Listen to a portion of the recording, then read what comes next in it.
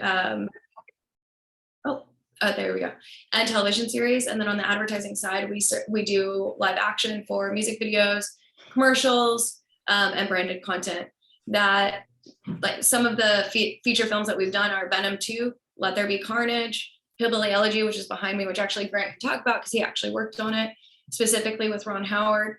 And what are the other? Little Women, The Lighthouse. We also did Tiger King. So that's a little bit there. And then on the commercial side, we've worked with BB Rexa, Lil Nas X, all Publicis brands, a ton of fashion brands. And that's sort of in a nutshell what we do. So everything from graphics, animation, live action, dailies, picture finishing, sound finishing, which Grant can speak to. He's a supervising sound editor, re-recording mixer, and all the way through delivery. What I do at the company is actually B2B marketing. So I'm director of marketing at Harbor. So I oversee, actually, it's a little different of a role. So I oversee internal and external communications for the company, which is very rewarding. But everything from corporate communications, brand marketing, brand development, product development, excuse me, recruitment and mentorship. I work very closely with the recruitment and mentorship team. Artist PR and marketing. So I act as a publicist to our 35 artists, 35 and growing artists.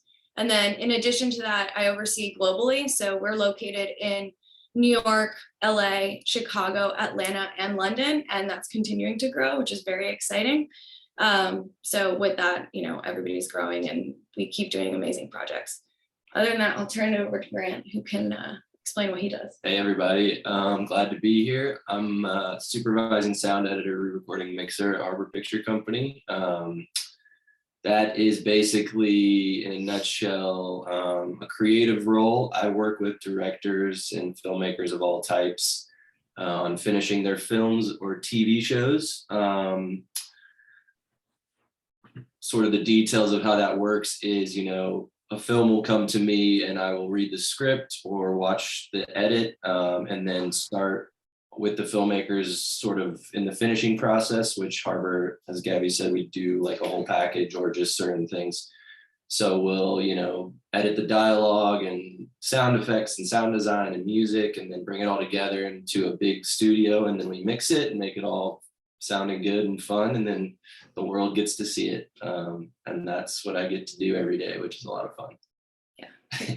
Yeah. Basically make the, what are they called? The, like the transformer sounds. He's designing that all day. He also worked on Ad Astra. He's being very humble. Ad Astra, he's doing another space movie right now with Disney. So yeah, make space sounds mostly. Grant, if you were here in Boone, you would have probably figured out our little technology issue. I was gonna say, for a short time, I actually worked as a tech for whatever department, and so kudos to the gentleman that figured that out for you guys. Good for him. I know, but we still have it. The owl is still picking up the screen. So in here, it's like a million mirrors because it's not picking up our participants, but that's okay. I'm gonna try to figure that out. So y'all have all been there, some of you longer than others. Roy Dale, you probably arrived, you and Joanna, probably about the worst possible time ever. So let's just start with this first question about how did you get your foot in the door? More, maybe importantly, how did you get your feet on the ground before you even got them in the door? And I'll just put that out to whomever wants to opt in and speak. I will start. I would definitely say Appalachian prepared me in a way, because when I left college, I felt very equipped with the knowledge of New York because I know that I wanted to be here. And so when I was in school, I know Keith Martin and a host of other professors there really helped get us to New York and stay at the Loft, and additionally go to different workshops, shadow different people. And so I recently transitioned to this role, but for 2 years I've been working in the arts, in Broadway and off-Broadway theater in development, which is what I do now, in fundraising. And so those relationships really helped me, because when I went to the company, it's hard to kind of break through in the arts. And so having that background, getting to talk to people and already having network really helped me. So I would definitely say for the students there, if there's anything as it pertains to New York, or you see an opportunity to kind of network in that way, those are always great opportunities, because when you can talk about what you've done, who you know, I did a workshop with this person, you know, a year ago when I was an undergrad, it really does help, because it shows the company that you're interested in the work they're doing and that you're knowledgeable on the people that work there. So that's what I would say. Great. And actually, Roydale, before we go any further, because Yeah. we ask everybody their name really quickly, but students who are here, would you just tell everybody like your name and a little bit about your major, what your major is, and that might help trigger some of the comments that they have to share too. And then people who are participating on the webinar, if you could put your responses in the chat, that would be awesome. So Sabrina, let's start with you. Yeah, my name's Supriya, and I'm a psychology and theater performance double major. Hi, my name is Reese, and my major is English for Business with a minor in marketing and PR, and I'm also double majoring in psychology. Hey, my name is Patrick. I'm an electronic media and broadcasting major, and I'm a minor in theater. I'm thinking about dual minoring in media.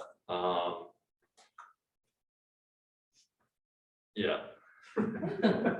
Hi, my name is Lily. I'm a communications advertising major and minoring in graphic design.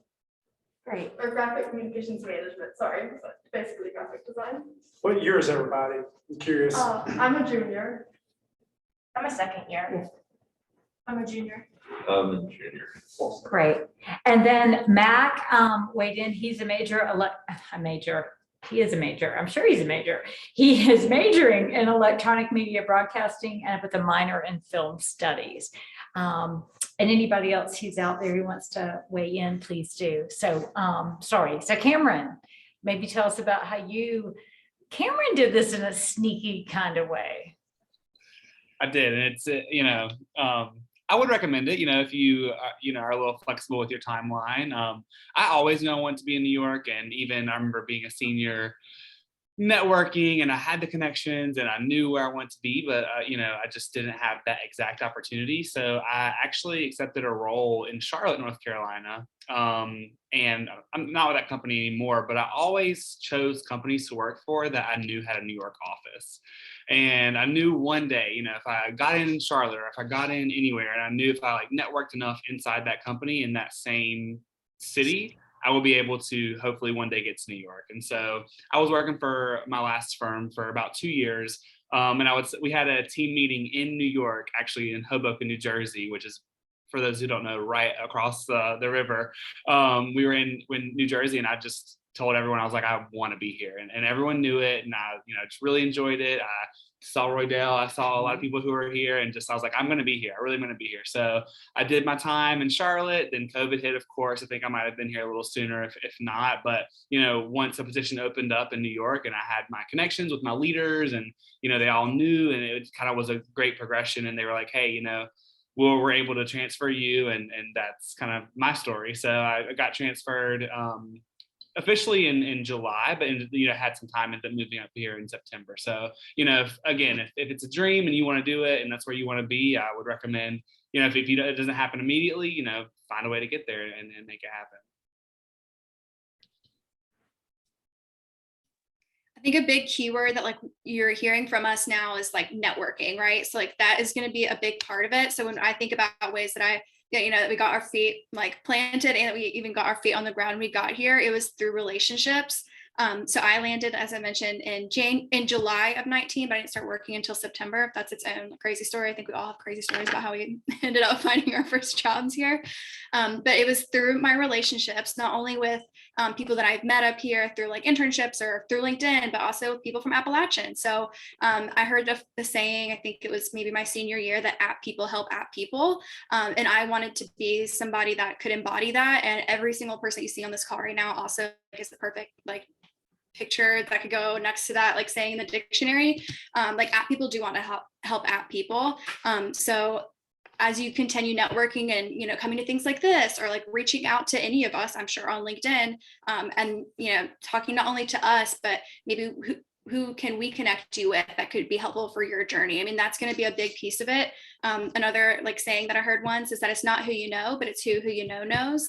So it's not what I can do for you. It's not necessarily what any of us can do on this call for you, but like who else do we know that can help link you?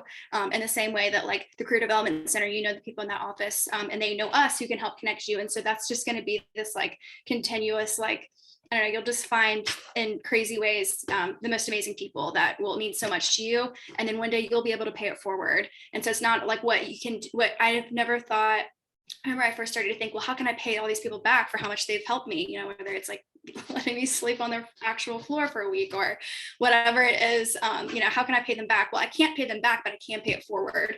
So that's like a big thing that's, I think, what feeds that like app people help app people, you know, like motivation is that people want to be able to pay forward what they've gotten from other alumni who have really helped them a lot in their journey.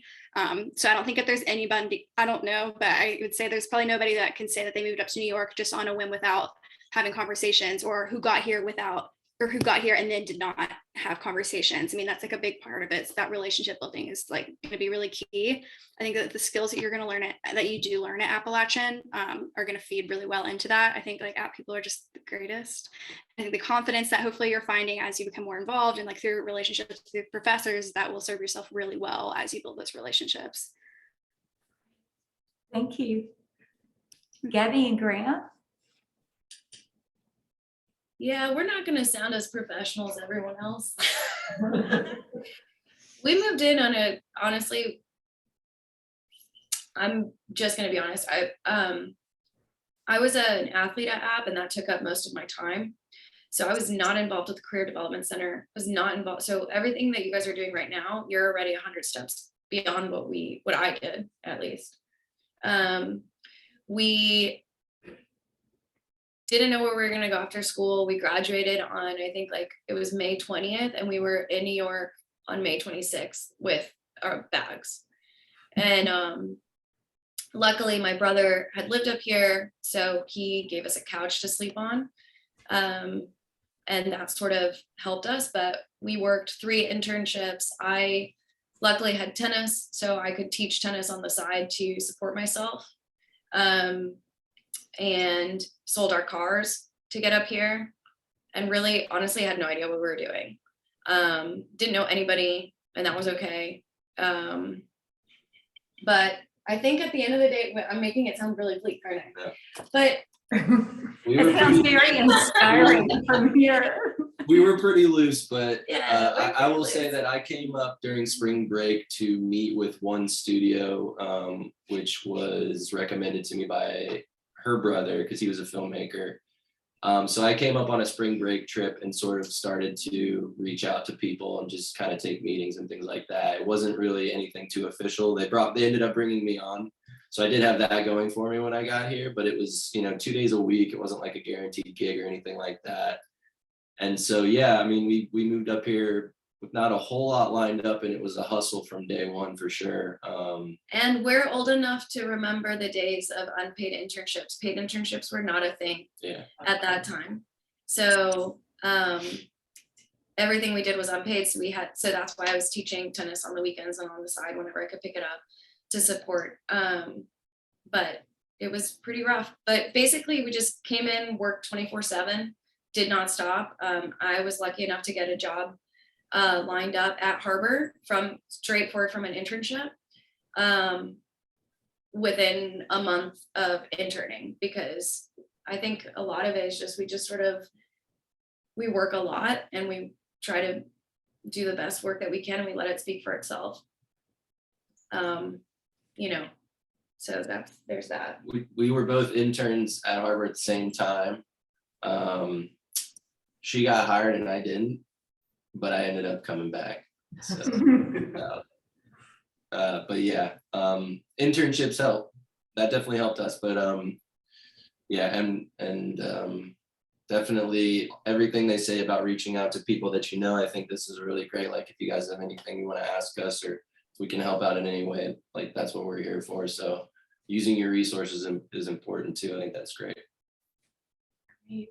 Well, actually, I think that's a great segue, Grant, to, I mean, I have questions I sent y'all. I asked students to send some and some folks did, but maybe let's stop right here and have a little pause and maybe take 2 questions from folks who are either online or in the room, and then we can jump back into some other things. Maybe have them raise their hand if they want. They're on Zoom. Well, we have, let's see. Yeah, any of the folks who are on Zoom, I guess just put your stuff, because you're muted, because it's a webinar. So if you can just put your question in the chat, but what do y'all got here? Chewing in there. Go ahead, Reese.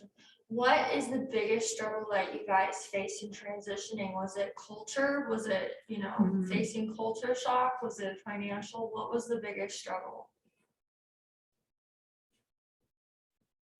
I'll start if that's okay. You can start. You can start. Okay, I would say that my struggle among many, but one of them that like really impacted me a lot was I didn't come up here with realistic expectations.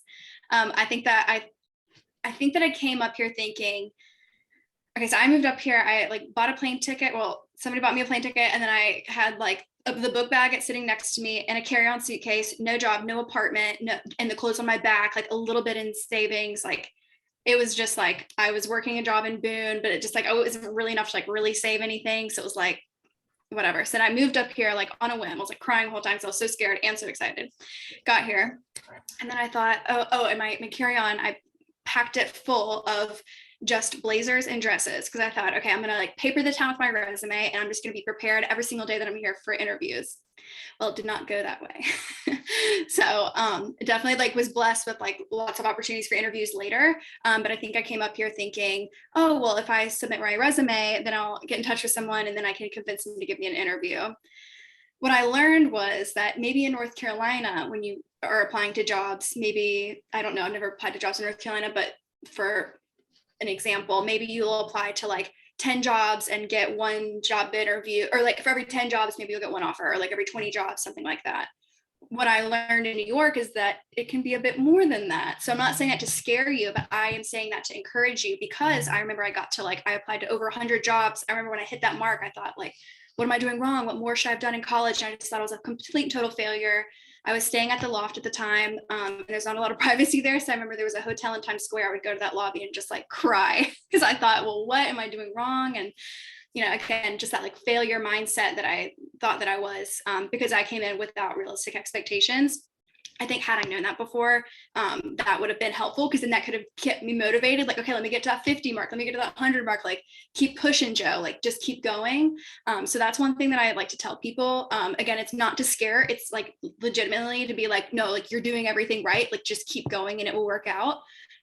Then there was a week where I got 3 interviews, and then I got an offer from each of those. So it like magically happened that way. I guess that's just part of the magic of New York. You never know like what really can happen. But I came in without realistic expectations from the job front, also for a number of other things. But when I think about like something I'm really passionate about is like getting young alumni up here. I know that like job part is like a big piece of it.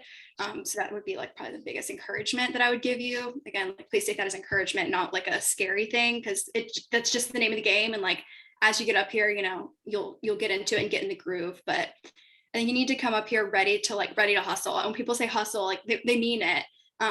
But I think that coming from North Carolina, because we work so hard anyways, and because App instills that work ethic in us, it will come naturally to you in a way that it won't for other people that you'll see that maybe are already from here or coming from other areas. Like you do have an advantage being an App alum when you come to New York, because you have that work ethic already in you. So be ready to use that. Great. Thank you. It's hard. Roy Dale, your story is not too different. Yeah, really, it's not that different. And I think for me to answer the question, the biggest shock was really to know that I have to be my biggest advocate. And I know we talk about it a lot, but I think when you're in school, right, you have so many people advocating for your success. You have teachers, you have friends, you have, fraternity or whatever the groups that you're in, and everyone's pushing everyone to be the best person, right? And I think me growing up in Birmingham, Alabama, the deep South, everyone had everyone's back, everyone in the community. And so I showed up with a job working at Home Depot in interior design. And I got here similar to Cam. I was working at Home Depot in Bama, and I was going to transfer to the New York location. And I'm like, once I get here, I'll get a job, do this. But I was so happy to be there. Got here, they didn't know who I was, from whence I came. I had all the papers saying, I'm a transfer, what's happening? Long story short, Millie, who my boss said he had talked to, didn't exist. It was a whole thing. So I was here with no job, no nothing, no anything. And I thought, being the Southern boy, oh, sure we can throw you in the back, and sure we can have you drive a truck. Surely there's a cart you can push. Surely there's something at Home Depot there. You know, I'm like, surely we're hiring. Surely we can put you somewhere. And my story was just another story out there that's like, look, you did like. So I think my thing is advocate for yourself, but even more so, like everyone has said, you gotta hustle. You have to know what you want so that when that opportunity comes, right, it's what you want. And I think for me, again, and I'm sure other people will say this, the money thing was a big shock. Because, you know, coming from out, I remember I could go to Chick-fil-A and get $8.73, you know, 8-count nugget.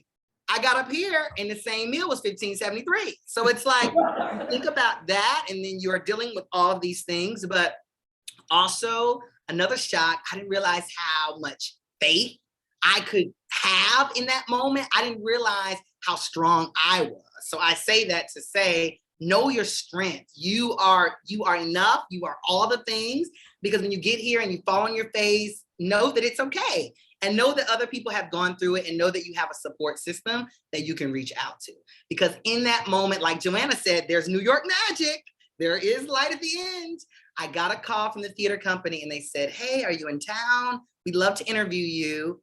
I was with my mom. I literally had a blazer on. I ran to H&M. Didn't have any money. I was like, my mom bought me a shirt. She sat at Starbucks. I went to the interview and they hired me on the spot. After just this whole long drag of, can I do a Zoom interview? Because I can't afford to fly to New York because I'm in Birmingham and I've already flown for 7 auditions that I didn't get and I have no more money in the bank. So is there any way I can do a Zoom interview pre-COVID? No, we need to see you in person. And so literally as I'm sobbing, the whole thing, I get a call and it was meant to be. So know that you got this. Yeah, so yeah, that's my thoughts. Yeah. For me, the shock. So I mean, I hear everyone's grinding story, and I feel like I don't. You know, I did, as Susan said, kind of sneak my way to New York. So I did come here with a job, and I came here with a company that I have been with for 2 years already. But I guess, you know, one real thing that I would just really put out there and echo what Roy said is the money thing. So like, you know, you think you're making good money in Charlotte, you're transferring, they'll give you a little bump. Like it's just different. And like rent is different and your eggs are different and Chick-fil-A meal is different. Everything is different. And so, you know, people have different lifestyles. And I think it's, you know, great coming out of college because you're just like, I'm trying to grind it out. I'm trying to just like do it. And I want to be where I want to be. But I think there are a lot of sacrifices that you make to be in New York, myself included. You know, again, like I had a 1-bedroom in Charlotte and, you know, thought I was like doing great. And then I come here and, you know, I have 2 roommates and, you know, it's just it's a different lifestyle. But, you know, I think people who come to New York do it for more than just money. You know, you obviously have to have money to live, but, you know, you come here because, you know, it's a city of dreamers. People are so motivated. You know, there's so much, you're surrounded by hustle and bustle. And I mean, maybe not as much in the COVID times, but, you know, you're really excited to just like keep pushing. And I just feel like everyone in New York is grounded by the hustle, you know, like they really just are trying to get it done. So there's tons of opportunity. And I think one of the biggest shocks that not necessarily was a true shock to me, but, you know, even just in my industry now, I'm just realizing that there are a lot of opportunities out there. And if you want to do it, you can do it. Again, back to the networking, back to having time, you know, to just be able to do it and, you know, networking, talking to people, and get it done. And, you know, we are close on time, so I'll pass it to the next people. Hey, that was right on, everybody. Agree with everything everybody said. You know, we had similar story. I said that Gabi got hired right away and I didn't. The studio that I ended up going to work for, which was paying me like a minimal sum, ended up closing. So I had the same tragic story everyone else had, but, you know, I think don't worry about the culture here. I think the culture actually pushed me forward. because, you know, wanting to succeed here and the opportunities that are here, I think galvanize you as a human and make you stronger. So, you know, stick with it. Obviously financially, it's tough at first, or it can be. We had roommates and, you know, we made sacrifices for a long time and just kept pushing through it. And, you know, you prepare yourself for the opportunity, and when it comes, you jump on it. So don't be afraid, and don't worry about a transition, as long as you're focused and want it enough, I think. So. Yeah, and if you're willing enough, I mean, I said that I was, you know, teaching tennis on the side through my internships. I kept teaching in my entry level and like in coordinator level positions. I stopped in, I think 2016, 2017, around there. So, so that meant that I was working probably, well, at that time, I was working 8 a.m. to 2 a.m. Monday through Friday, and then weekends, 16 hours teaching on the court, like nonstop. And then I would do it all over again come Monday morning. So if you're willing to do it, then you're gonna be fine. Yeah. Thank y'all. Oh my gosh, those are great. I mean, little nuggets of wisdom. I wanted to just take a quick little break and ask Patrick. Joanna mentioned the Loft. Students, are y'all aware of the Loft? No. Okay, so let's just everybody said they could stick around till about 7:15. So if y'all can stay, folks on TV, on Zoom can stay too. But I wanted to ask Patrick to talk about the Loft, and then I want our panelists, if y'all could think about while he's doing that, what do you think is realistic to have cash in your pocket to show up like Joanna? Or maybe not cash, maybe in the bank. Probably having cash, not the best idea. But if y'all could think about that. Patrick, could you talk a little bit about the Loft and what that resource is? Yeah, sure. You probably heard Joanna mention she stayed at the Loft pretty early on, I think it was, when she moved up there or was up there. But so the university owns and operates what's called a Loft in New York City. And some of you've been, I think, or have heard about it. So it's 24th and Park Avenue South. So just a few blocks from Flatiron Building, Madison Square Park. And we're on, I guess, the 3rd floor, I think it is, of that facility. It's open to student. It's open to classes go up there if they've been able to reserve the space ahead of time. Otherwise, individuals, families, alumni can go. Deanne and I, Susan, pay a little bit higher rate, but we're eligible with their space. It's worth it. It's two bunk rooms, not always separated necessarily by gender, but try to, depending on the number of people who are in the facility. There's private room there, and then there's the director's suite. So it's usually staffed by a faculty or staff member, depending on the time of year. Yes, ma'am. How many people usually fit in like the Loft? So the bunk rooms are 20, let's see, 10. I just 10 pulled up the 10. website. 10 or 12 each. and then the private room is like two twin beds ish, And a sleeper. and then a sleeper sofa. So 4 can technically be in the Do you private know room. like what is there like a certain price range for students, or is that kind of hard to determine? No, it's So only- the question was about the price range, and it's all on you just find AppState, Loft, in Wesley. Right, yeah, I've seen New It'll be York there. Loft. Yeah. And so it's 35 for a student a night, and that's bunk. Alumni pay a particular rate, and then if you're lucky on a private room, most of the time that's usually by faculty, staff, or alumni who snag those up, but because it's much cheaper as a bunk, and it's communal bathrooms to a certain extent per bunk room. Yeah. So, but very nice facility, Yeah. well kept by the university Are over you the like years. able to travel with somebody like that's not what it costs like the extra? It might be a little- Yes, anybody can go Yeah. who's associated with Appalachian. Okay. Right, and as a Yeah. guest, I'm not sure if it's the same rate I can't remember what they do. But It may be a little bit more, but there's also an opportunity. And Joanna, just chime in. I'm guessing you did one of the internship spots. I did. Yep. So during my 4th internship, I stayed at the Loft. I'm not sure what the process is now. Oh, it looks like maybe that's it there. Yeah. So I interned not with the Loft. Sometimes I realize I think sometimes people think that you can intern at the Loft, like be a Loft intern. I had another internship at another company, at another agency, and I went through the approval process with my like major and I like in the business school, and then through that approval, and then going through the other steps through the Loft, then I stayed there as my like, that was where I lived for those 2.5 months. If that makes, hopefully that makes sense, because I realized. Which you were lucky, Joanne. I mean, that doesn't happen that often. So I think that's pretty cool that you had that opportunity. Thank you. Yeah, it was a huge blessing. If it were not for that, I could not have had an internship in New York. I just would not have been able to afford it. Patrick, would be a good opportunity to at least consider visiting. It's cheap to do it. That way. Okay, yeah, that sounds awesome. I think, I mean, It's y'all, a great location. yeah, I think our panelists would probably agree. If you've been over to the Loft, you know, stay there, you'd recommend, if they've not done it as students, they probably need to try to do it. Even if it's to help get in a visit, to see the city a little bit Just more, meet with acclimate. friends or acclimate to the city. Yes, and then too, I had a friend, a theater, I know it's big for theater, who was doing an internship. And I know Gabriella had mentioned earlier that, you know, they're unpaid internships. She stayed at the Loft and she did a GoFundMe to fund her days there. So she was like, I'm gonna spend $60 a day on my internship with the housing with the, you know, intern. So it's a great opportunity, especially if it's an unpaid internship, because it gets you that access to not have to afford housing and, you know, come to New York. My internship that summer was paid $10 a day, and we were only allowed to work 4 days a week. So tell me, yeah. Exactly. It was a So blessing.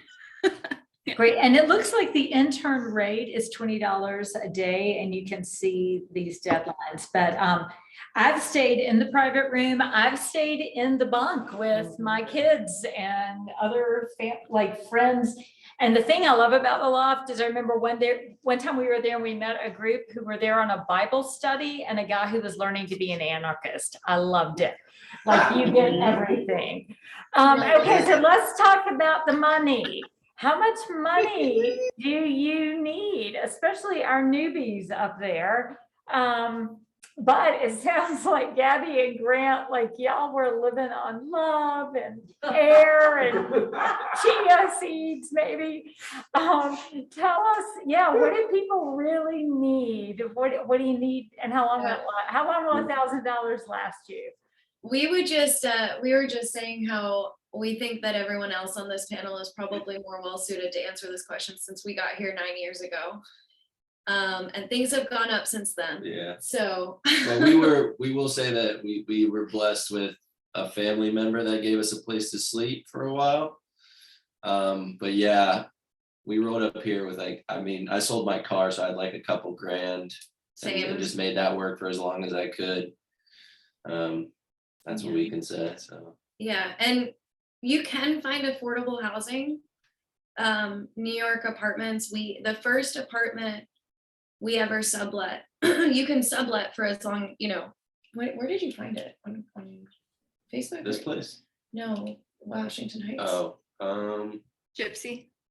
might have been. There's Gypsy. stuff out there. Yeah, or Friends and TV potentially, which is no longer a thing. I don't think. But We found our apartment we live in now, which is really great, a long time ago on I found it on an actual industry site, right? So it was like where you go to find work, and there was housing. So there's great stuff out there, but if you can find something like within the industry and it's a little safer and like more, you know, curated, then that's really good too. yeah, Keep an eye out for that. but there is a big sublet community, which Joanna just mentioned, Gypsy Housing, which is a Facebook group that you can join. And a lot of people are, you know, the first apartment we were able to sublet, it was $500 for the room a month. Yeah, right? I don't remember. Yeah, it was $500 in Washington Heights, very far away. But he was a harpist and he was traveling Europe. So, you know, the roommate was subletting his room. So we were able to split that room. I think that also helped too, so that we came up together. So that was fortunate. So it was like every cost was already going to be sort of in half. So if we split a room, we'd be splitting the room in half. Yeah. Which was very helpful. And I know that we're fortunate in that sense. So there's that. Yeah, and just to piggyback off that, there's areas that are not right in downtown Manhattan that you have to be in. You know, there's Washington Heights, there's, you know, even Jersey, like as I mentioned, it's just one train stop over, you're in Hoboken, and, you know, people just live different, Brooklyn, Queens, so you don't have to be right there where it is $2,000 a month and where it is all of that. So, you know, if you're looking for rooms, I found my place on Gypsy Housing as well. So seems like it's a theme here. It's a Facebook page, so if anyone's interested in that, definitely let any of us know and we'll put you on. But yeah, there's options of how to keep it reasonable, I'll say. Yeah. Brooklyn is the best, right? Yeah. I think too. Oh. Yeah, where do y'all all Yeah, live? where's everybody living right now? So I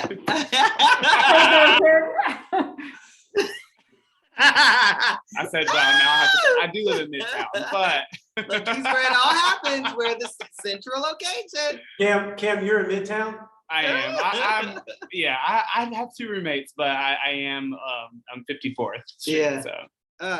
He also works for Bank of America. Yeah. I was like, I didn't move here out of undergrad, so I get that at least. Roydell, where are you? Yes, I'm over in Jersey. I'm right across the bridge in Newark, New Jersey. Okay. Great. And Joanna? I live in the financial district, so I'm sitting like 3 blocks away from the World Trade Center. And Gabby and Grant, you're in Brooklyn. We're in Williamsburg. Yeah, nice. Great. Yeah. Oh. Yeah, we've actually been in this apartment for 8 years. Same one. It's like we got really lucky. It's a 2-bedroom. It's very big. They do exist. Maybe not anymore. Yeah. So what I want to give a chance for our folks who are online, if there's a question that y'all have, if you'll go ahead and put it in the chat. And then the next question I have, gosh, there's so much to ask y'all. What is the one thing you would advise folks who are trying to get up there? And once they get there, what's your advice of what they should not do? Like one of those fatal mistakes that may have cost you a fortune or just was like, oh my gosh, how did that happen? I'll go. I would say like, don't be afraid, because I think of that in so many different like capacities. Like, don't be afraid to like make the jump. Like, don't be afraid to buy a ticket and bring a book bag and a carry-on and just make it work, because it can happen. People do that. I've done that. It's like, don't be afraid of that. Don't be afraid to reach out to App alumni on LinkedIn. Like, don't be afraid to ask people for favors. App people want to help App people, and App people are looking for ways to, again, pay it forward for all the other App people who have done so much for them. Don't be afraid to like really push and be your own advocates. Like Rodale said, my previous roommate, Murillo Ortiz, he sat me down in a Starbucks when I was like crying one day. And he was like, Joanna, you have to be you are your biggest advocate here. So like, you have to push. And he was telling me about how he really had to advocate for himself in his situation. And so I started doing that. And I'm telling you, the next week, that's when I got 3 interviews. And then later I got 3 offers. So just don't be afraid to push. You're not going to be annoying. Don't worry. Like, don't be afraid to like say yes to things. Don't be afraid to say no to things. If something doesn't feel right, and say no. And don't feel like you owe anybody anything up here. Just really like any fears about anything that you have, like try to erase that out of your mind in a healthy, like where it's healthy to, and just be ready for anything. Like we've talked about a little bit, like there is just some like magic about the city, and one day it will click and one day it will happen for you. Like if you hustle and put in what you need to. So like, just don't allow fear to hold you back from absolutely anything, like at all. I think that would have saved me a lot of time, a lot of heartache. Yeah. Great. Thank you.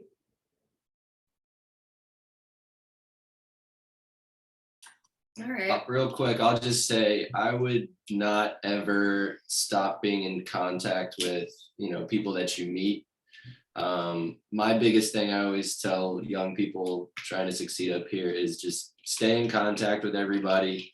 Don't like abuse your relationship with them, but your time will come. And if you know that that's the direction you want to go in, and that's a good resource, like timing is everything. And like we said, it's all about who you know, but timing is a big thing. So just don't give up on it and just stay in contact with people, because it's likely, if you impress them and you work hard and you put yourself in a good position, something's eventually going to open up. And if you nail that timing, then you'll be good. So just stay in contact with everybody. Yeah, I would say, I think my advice is more for when you've already landed a job position, sorry, foggy. More likely you're going to end up getting an entry level position. And there are going to be things in that job description that you're not going to love doing. You're not going to love doing, half of those things, right? But there are going to be people at that company that recognize talent. And I know because I promoted a lot of people within the company, and we like promoting within the company. So I grew from an intern and I built the marketing department from scratch. And now we have like a full team and it's great. So the idea is learn your job description, do your job, and take it to the nth degree. If you're just doing your job, you're doing something wrong in New York. People don't just do their jobs here. You have to do your job and find additional responsibilities on top of that and prove that you can go, the long yards. Then find somebody in leadership and find somebody in leadership within a department that you're interested in, because your entry level job may be a receptionist, or it might be a runner, or it might be, something like that, something of that nature. If you start asking, hey, I'm really interested in what you do, can you tell me what it's about?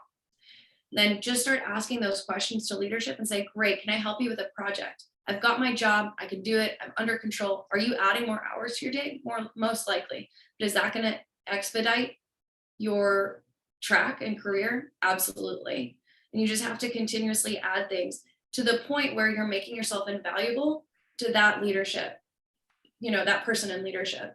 And then that role is then all of a sudden created for you. And I'm saying this from a person who has actually created roles for herself every step of the way. So that is my number one. That's great. Thank you. I would say, first and foremost, don't burn a bridge. Don't burn it. Don't burn it down, because you don't know who you will need in the future. That's my biggest advice. Life advice. New York, though people say, oh, it's the big city, it's so small. I have run into app grads on the street. I have been invited to parties. I get to the party, it's people that know everybody. I see people on the street. I run into everybody on the street. And so it's big, it's so small. So don't burn a bridge first. Secondly, I would say, remember your why, right? Remember why you came, because I think when you get here, there's going to be a number of things that are, just in your view, right? You're going to see the fashion. You're going to see all of these things. And I would just say, don't think that you have to keep up, because New York is fast. It's go, go, go. People would say, oh, New Yorkers are rude. No, they're not rude. They're hustling. They have a place to go. They're not concerned with telling you, hey, because they got to get to where they need to be.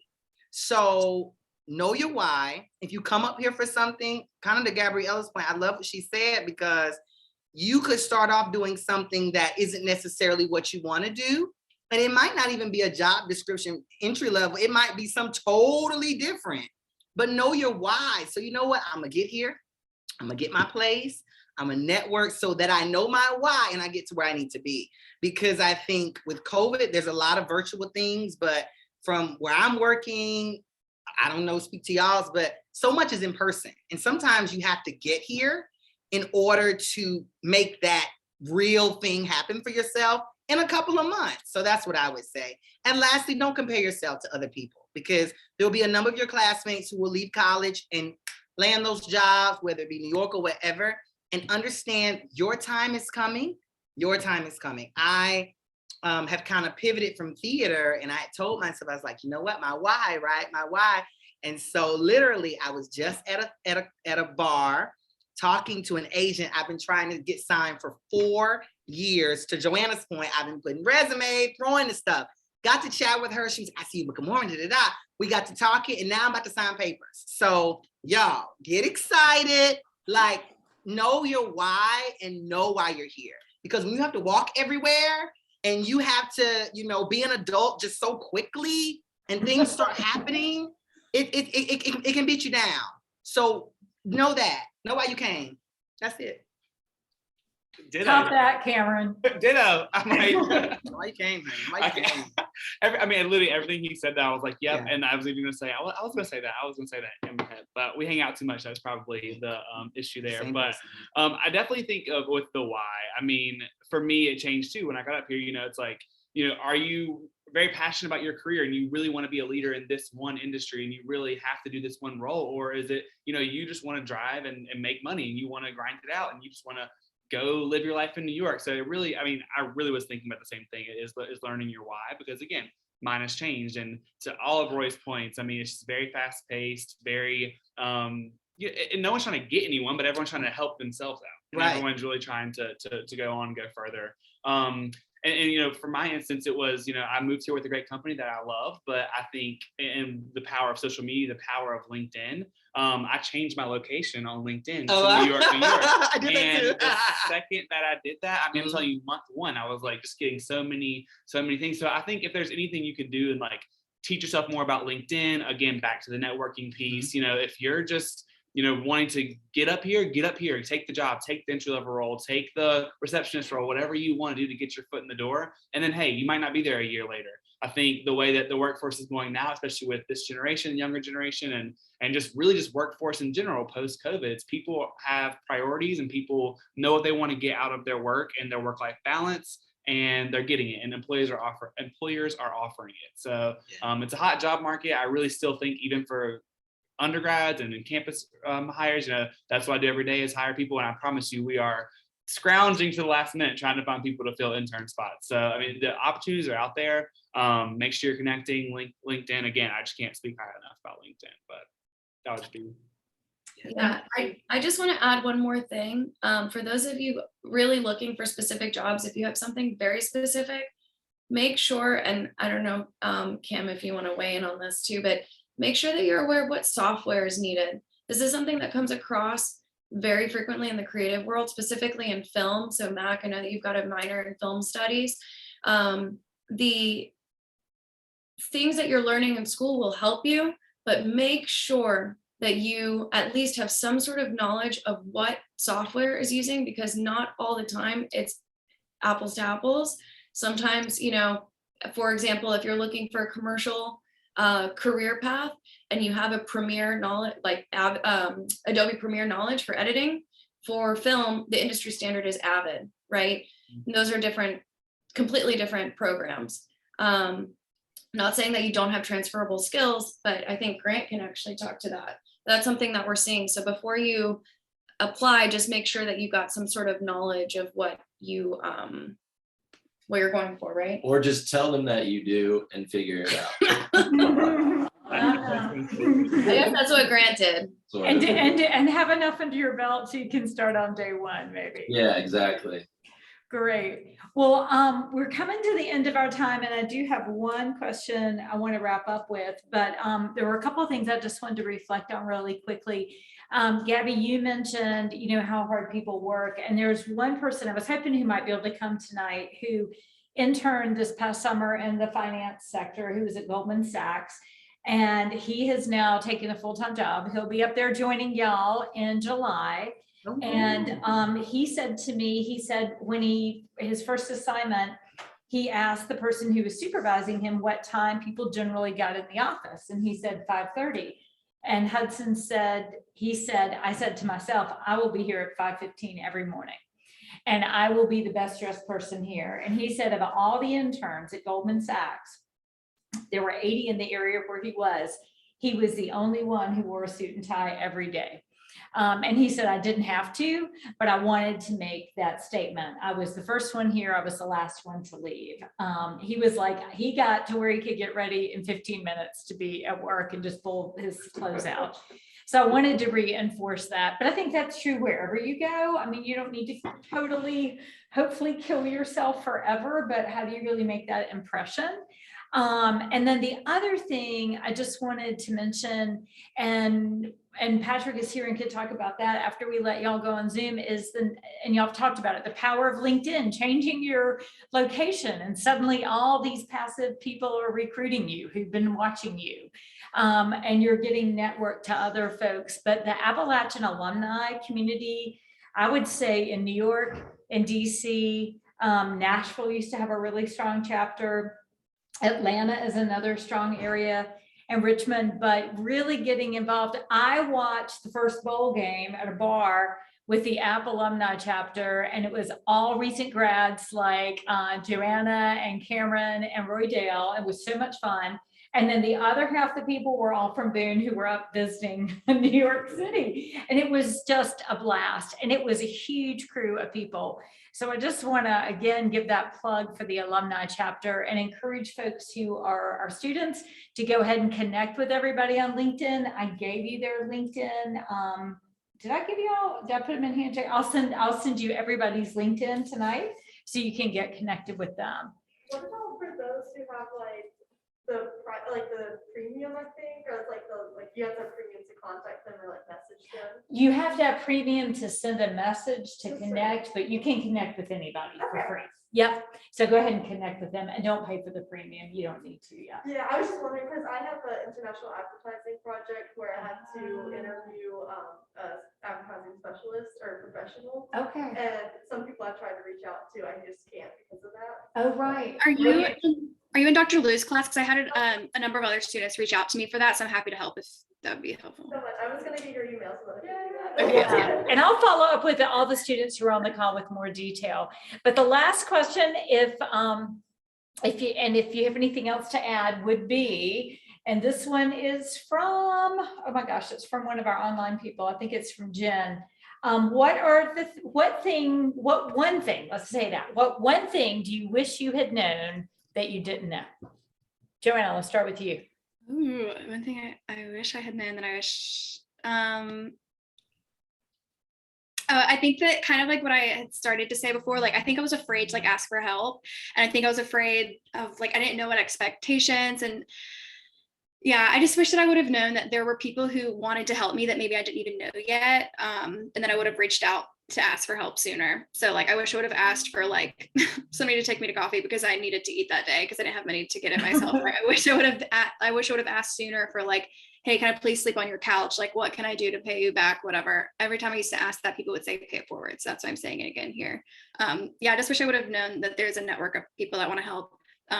Another plug for the alumni chapter. I'm on the board for that. And my like title is networking and professional development commissioners. Like I'm here to help connect people with that. So there are people who are like waiting to find that opportunity to pay it forward.